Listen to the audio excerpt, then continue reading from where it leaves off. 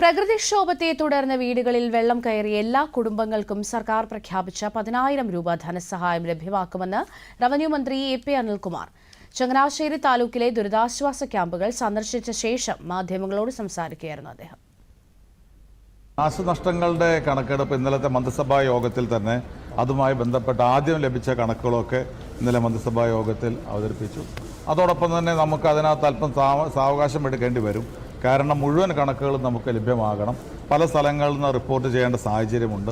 പലപ്പോഴും ഉദ്യോഗസ്ഥന്മാരൊക്കെ ക്യാമ്പുകളുമായി ബന്ധപ്പെട്ട് നിൽക്കുകയാണ്. അതുകൊണ്ട് ഒരാൾ പോലും അർഹതപ്പെട്ട ആനുകൂല്യം ലഭിക്കാതെ പോകുന്ന സാഹചര്യം ഉണ്ടാവരുത്. അതുകൊണ്ട് അല്പം ഇന്നും നാളെയുമായിട്ട് തന്നെ പരമാവധി റിപ്പോർട്ട് ഗവൺമെന്റ് ലഭിക്കണം എന്ന് നിർദ്ദേശം നൽകിയിട്ടുണ്ട്. സഹായം ലഭിക്കാൻ ദുരിതാശ്വാസ ക്യാമ്പിൽ താമസിക്കണമെന്ന നിബന്ധനയില്ലെന്ന് അദ്ദേഹം വ്യക്തമാക്കി.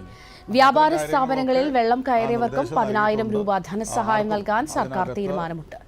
2018 പ്രളയത്തിന് ശേഷം സ്വീകരിച്ച നടപടികളുടെ ഫലപ്രാപ്തി വിശദമായി വിലയിരുത്തുമെന്നും മന്ത്രി പറഞ്ഞു.